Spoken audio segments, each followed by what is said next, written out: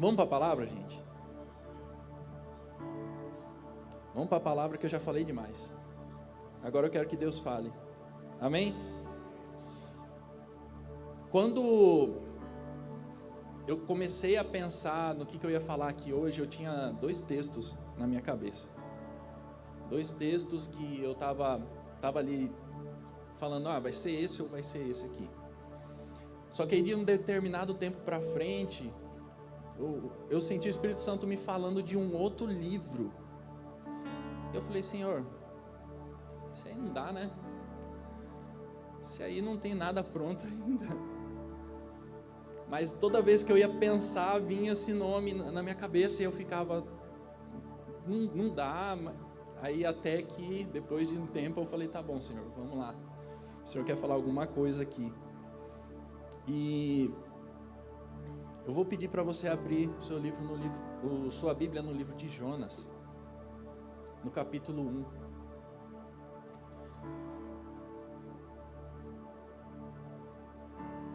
Eu lembro que o dia que eu decidi realmente, que eu falei, tá bom, Senhor, eu entendo, foi um dia que a gente estava na reunião de oração da conferência, e o Felipe virou para mim e falou assim, qual que é o versículo da conferência? E eu parei, fiquei olhando assim e falei, a gente tem um versículo, cara. E por um segundo eu tinha esquecido.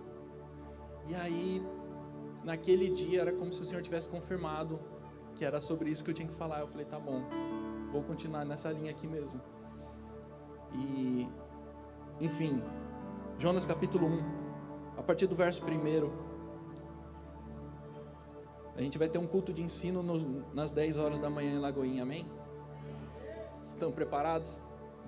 Vamos, a partir do verso 1 fala assim, o Senhor deu esta mensagem a Jonas, filho de Amitai, apronte-se e vá para a grande cidade de Nínive, anuncie meu julgamento contra ela, pois vi como o seu povo é perverso.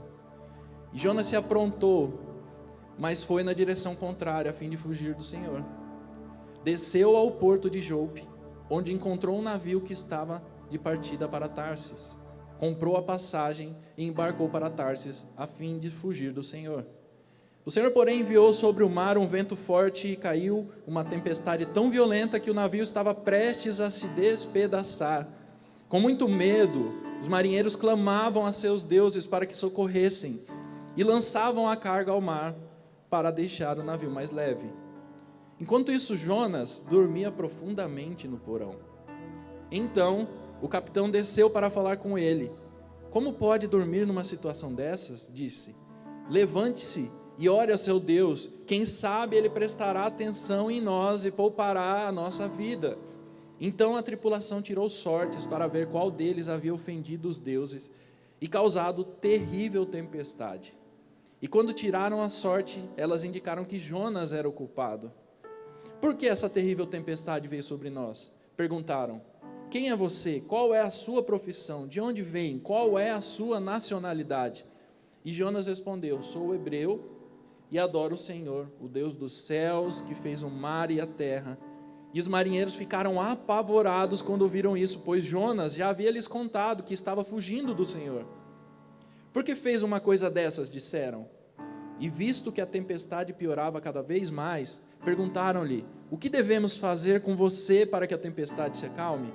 E Jonas respondeu, joguem-me ao mar e ele voltará a ficar calmo. Eu sei que esta terrível tempestade é culpa minha. Em vez disso, os marinheiros remaram com ainda mais força para levar a embarcação à terra, mas não conseguiram, pois o mar tempestuoso havia se tornado muito violento. Então clamaram ao Senhor e disseram, ó Senhor, não nos deixes morrer por causa deste homem, e não nos responsabilizes pela morte dele. Ó Senhor, tu sabes os motivos por que enviaste esta tempestade sobre ele. E depois os marinheiros pegaram Jonas e o lançaram ao mar, e no mesmo instante a furiosa tempestade se aquietou. Espantados com o grande poder do Senhor, os marinheiros lhe ofereceram um sacrifício e firmaram um compromisso de servi-lo. E o Senhor fez com que um grande peixe engolisse Jonas, e Jonas ficou dentro do peixe por 3 dias e 3 noites. Amém? Você pode fechar seus olhos? Pai, muito obrigado, Senhor Jesus, nós te agradecemos Agradecemos porque nós podemos estar aqui louvando, adorando e cultuando ao Senhor, entregando o nosso coração. E nesse momento, ó Pai, nós pedimos, fala conosco, fala ao nosso coração, que a semente que é a Tua palavra encontre solo fértil aqui nessa manhã e que venha transformar as nossas vidas em nome de Jesus. Amém e amém. Antes da gente entrar, eu preciso falar algumas coisas sobre Jonas. Quem era Jonas? Jonas era esse profeta. O livro de Jonas, ele é no mínimo diferente. Um profeta que morava em Gat-Hefer, da tribo de Zebulon. Ele era galileu, contemporâneo de Amós e Oséias. E olha que interessante, Jonas, a palavra Ioná é pomba, significa pomba.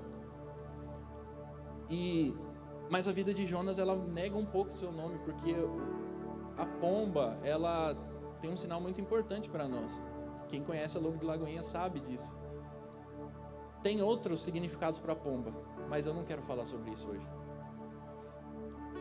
Além do livro de Jonas, a gente tem uma citação desse profeta lá em 2 Reis, capítulo 14, verso 23 a 25.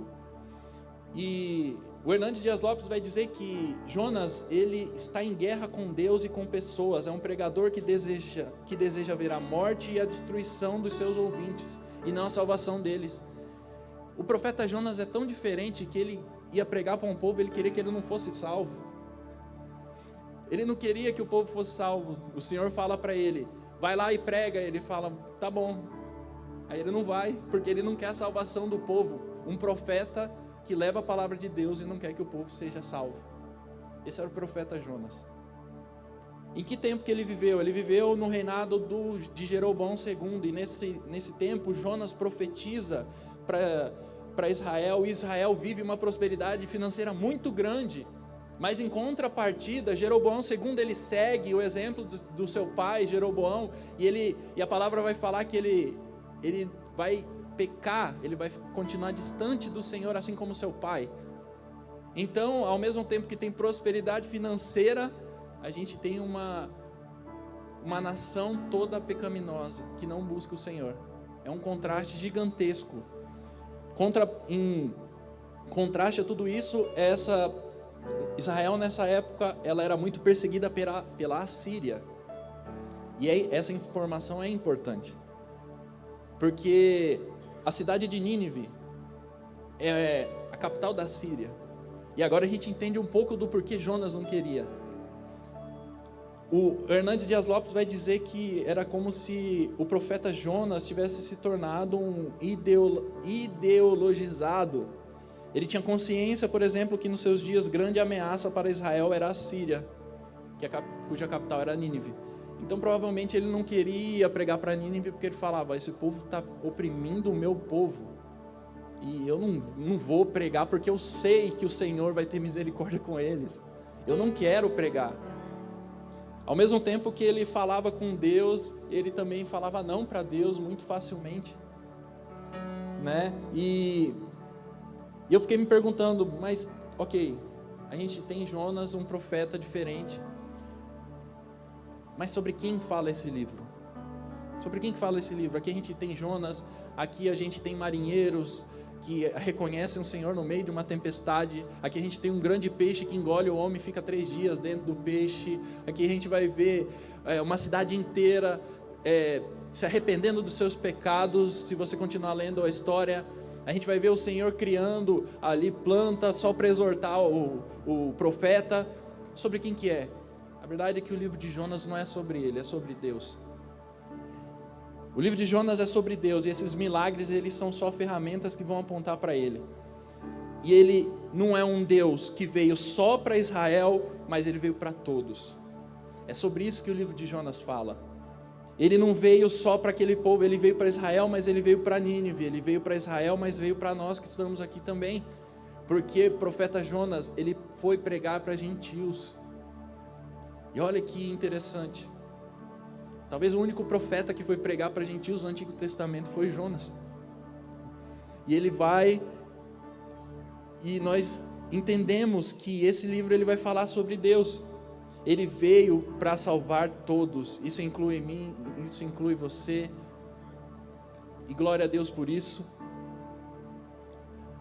A gente vê que em Atos, Pedro, na pregação que ele faz com a família de Cornélio, ele vai confirmar isso, porque ele vai dizer que Deus não mostra nenhum favoritismo em todas as nações, Ele aceita aqueles que o temem e fazem o que é certo. É como eu falei no workshop ontem, a Bíblia não tem ponta solta, ela vai se completando, ela vai se respondendo. Toda vez que a gente encontra um erro na Bíblia, na verdade o errado somos nós que estamos lendo de alguma forma errada. Então, Jonas é esse livro que fala sobre Deus. E eu acho que Deus, nesses dias, Ele quer se apresentar para nós. Vendo tudo que a gente foi construindo desde sexta-feira, desde o Studcast, desde a Flávia Heller, desde o Edir, e o pastor Edir e o pastor Djalma ontem, não tem como não falar que Deus quer se apresentar hoje. Sobre isso que eu quero falar hoje. Amém? Eu quero falar alguns pontos sobre Deus, eu não quero falar sobre Jonas, eu vou falar sobre Deus hoje. Primeiro ponto que eu quero falar, a partir da história de Jonas a gente aprende que Deus é soberano. Deus é soberano.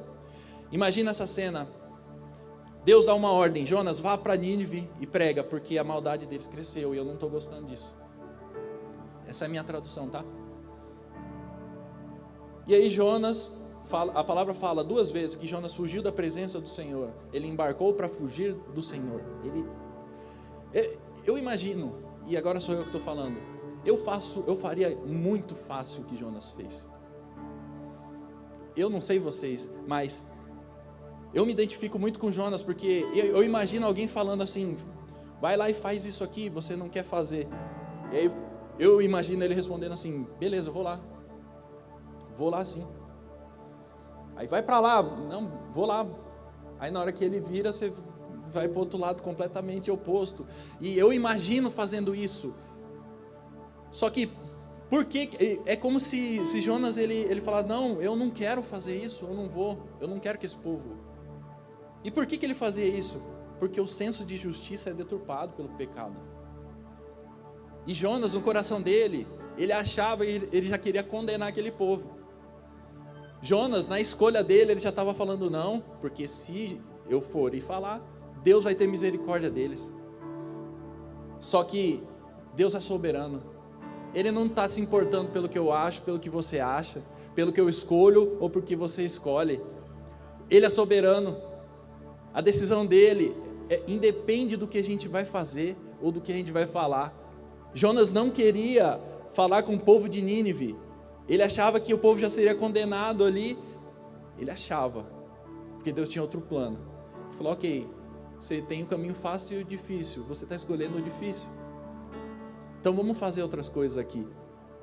As nossas decisões, elas não vão mudar o que Deus quer fazer. Sua vontade é soberana, está acima da nossa vontade. Ele não se submete à nossa vontade, é nós que devemos nos submeter ao seu senhorio.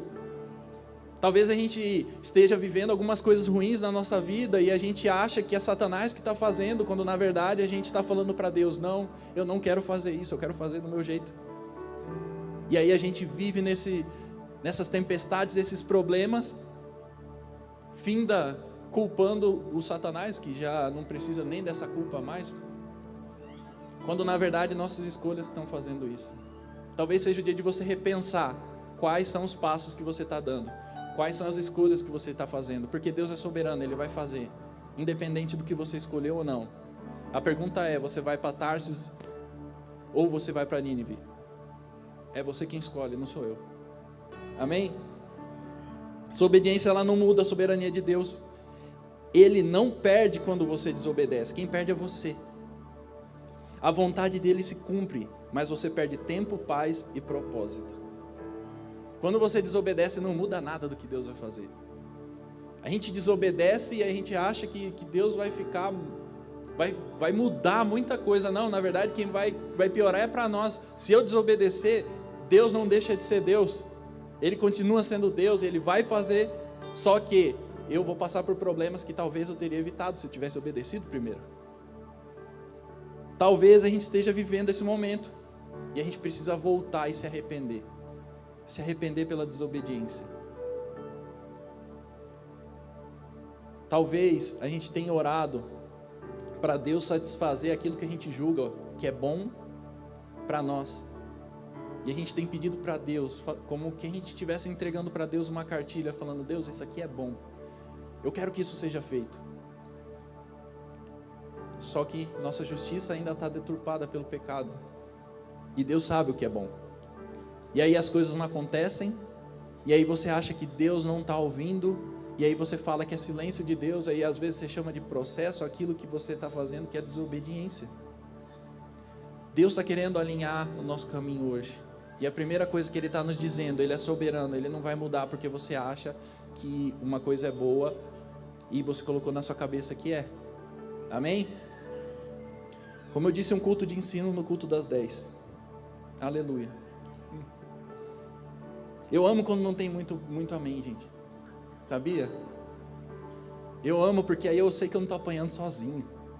É tão maravilhoso isso. Primeiro ponto, Ele é soberano, Ele não muda, Ele não vai mudar, não é a nossa oração que vai mudar Deus, a nossa desobediência não vai mudar o que Deus vai fazer, só a gente que vai ficar ruim para nós. E o segundo ponto é que Ele é onipresente, Ele está em todos os lugares. Jonas, ele tenta fugir do Senhor, e a palavra vai falar que ele tenta fugir, só que ele foge e o Senhor encontra ele na tempestade. O Senhor encontra ele dentro do barco. O Hernandes Dias Lopes, ele vai dizer que aqueles que são chamados para serem bênção, quando andam pela estrada da desobediência, se tornam maldição. Um servo de Deus na rota de fuga é um causador de tempestades. Pensa bem na sua desobediência, porque a sua desobediência pode causar tempestade para pessoas que estão ao seu redor também. Isso faz a gente pensar tudo que a gente anda, como que a gente anda a nossa vida, as nossas escolhas. Jonas tentou fugir, mas Deus estava lá também. Às vezes a gente acha que Deus não está na tempestade, mas foi o próprio Deus que enviou aquela tempestade. Olha que loucura. Sabe o que eu acho mais interessante? O caráter de Jonas fez com que ele escolhesse ir para Tarsis. O caráter de Jonas fez ele dormir no meio de uma tempestade.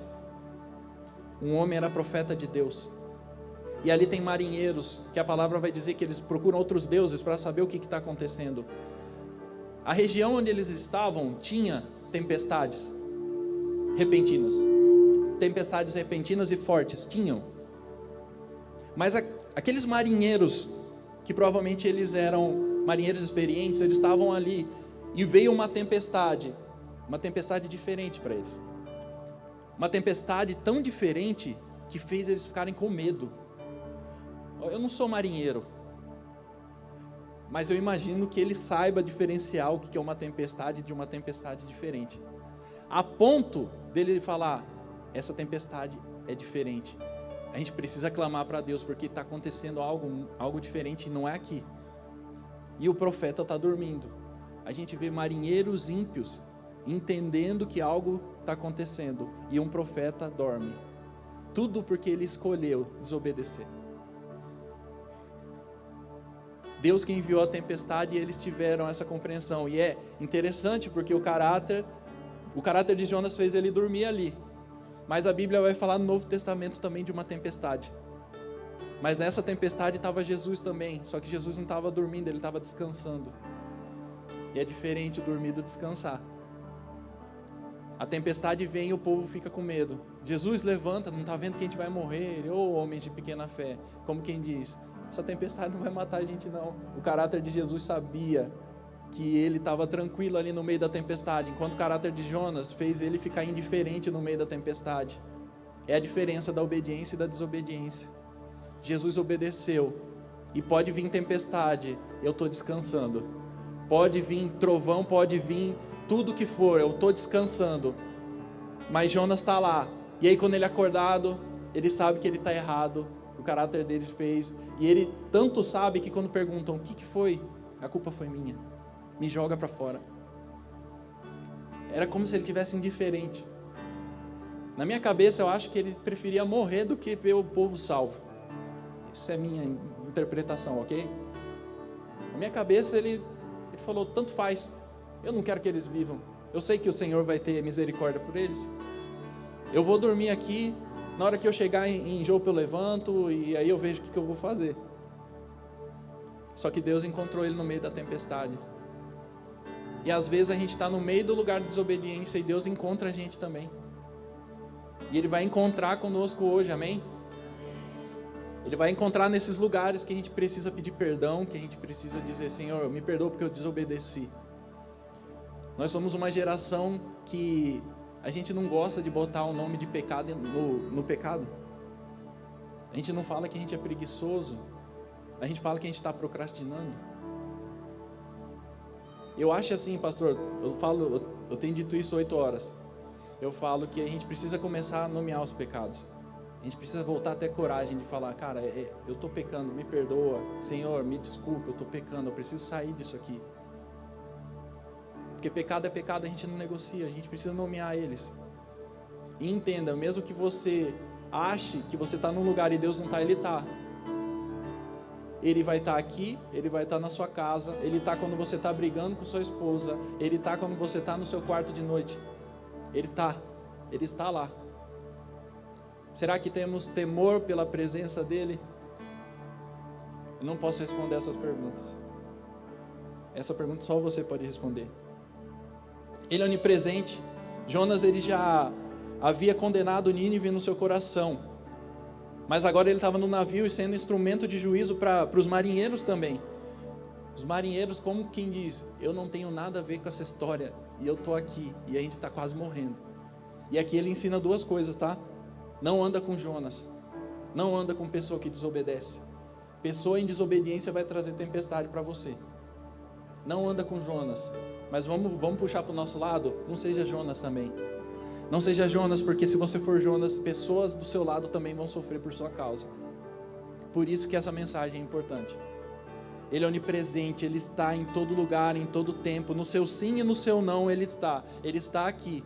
É como o pastor Djalma falou ontem, da sarça, de Moisés passando do lado da sarça, e ele viu, e aí quando ele se vira para ver a sarça, aí Deus fala com ele.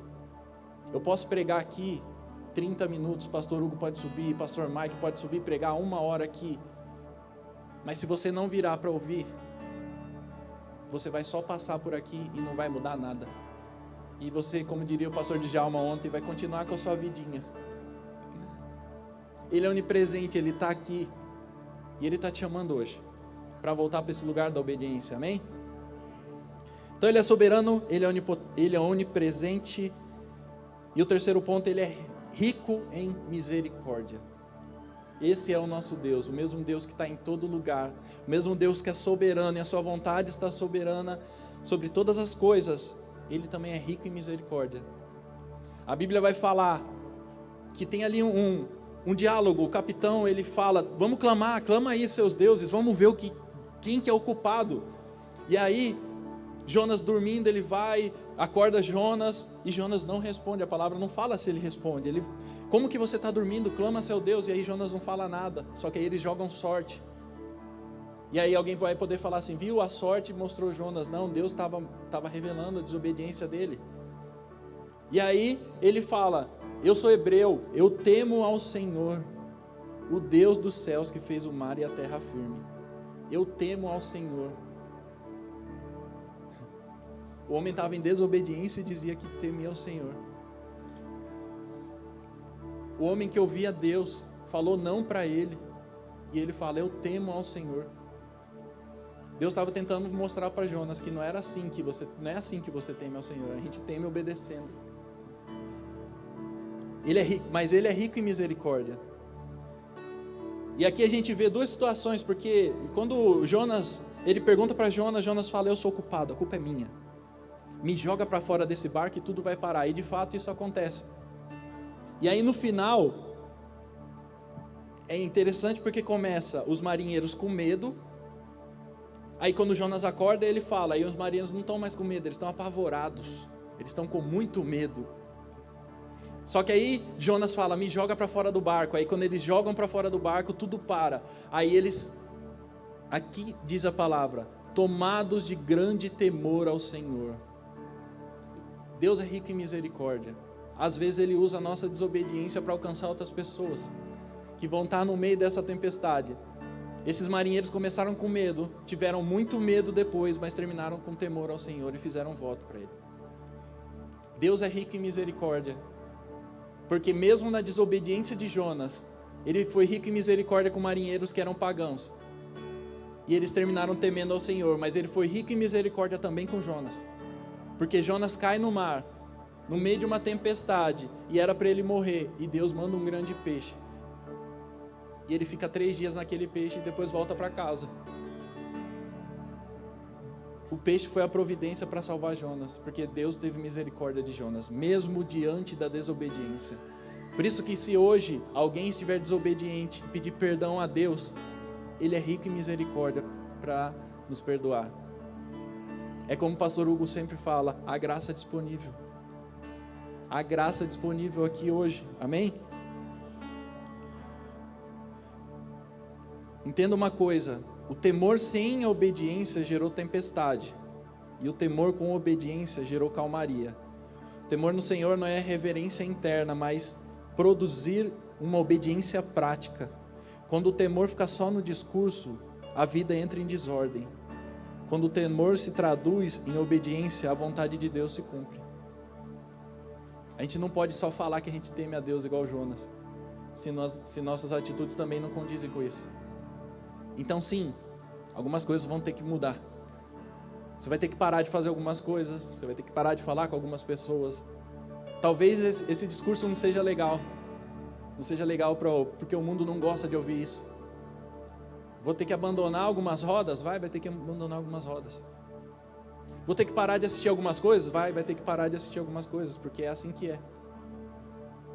Porque não é você que decide o que é bom ou o que é ruim, é Deus. Não sou eu que decido o que é bom ou o que é ruim, é Deus. Essa palavra aqui, ó, é o que a gente segue. É ela que vai dizer o que é bom e o que é ruim, não sou eu. Não é um pastor, não é um líder de GC.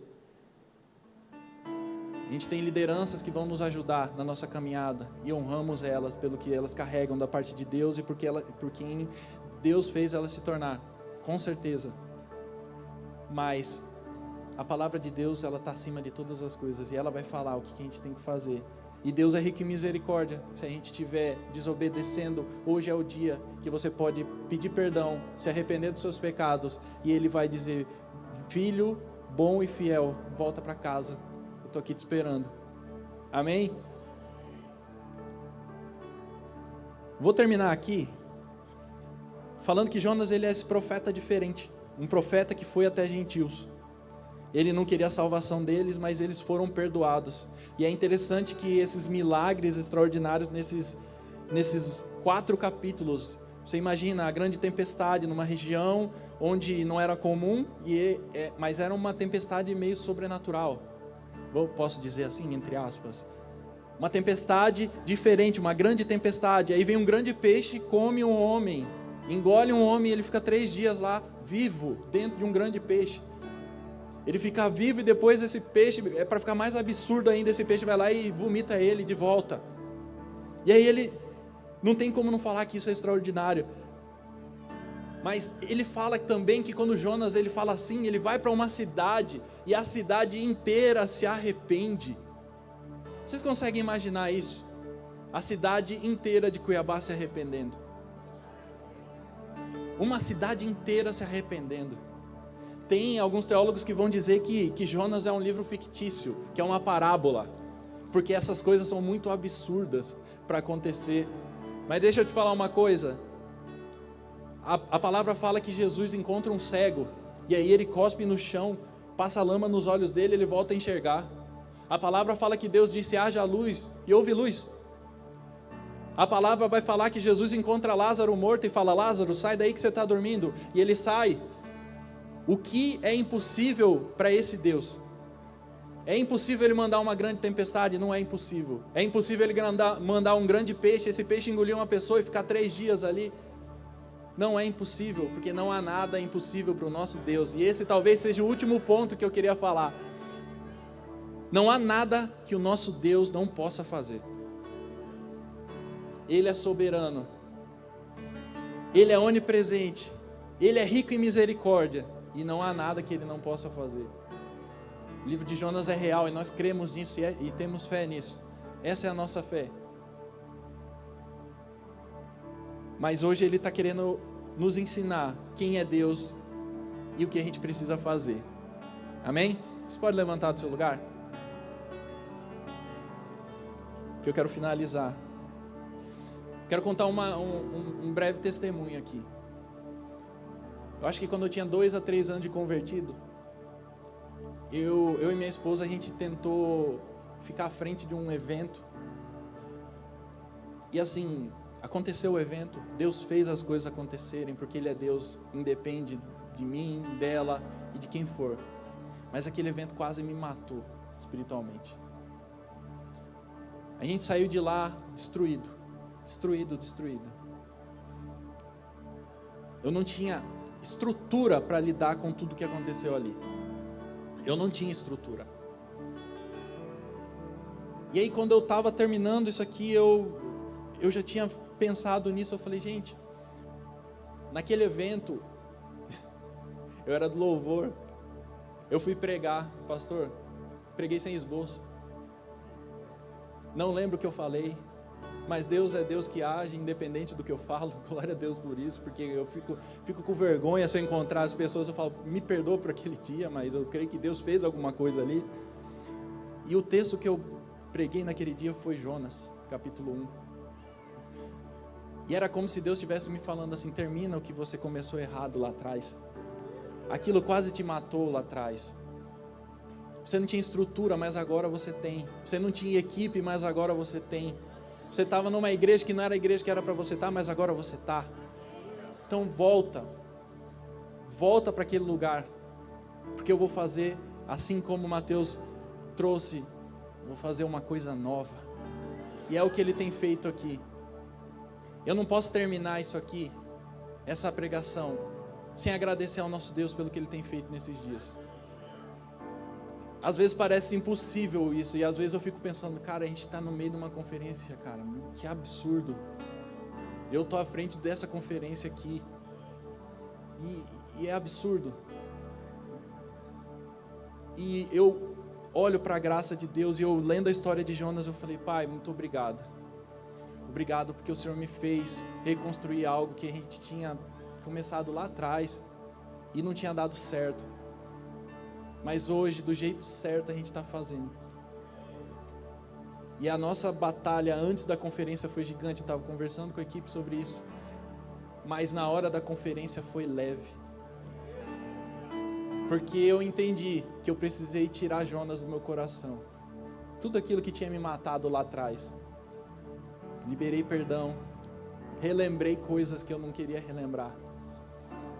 Mas eu falei, Senhor, eu não tinha estrutura, a culpa foi minha. A culpa é minha.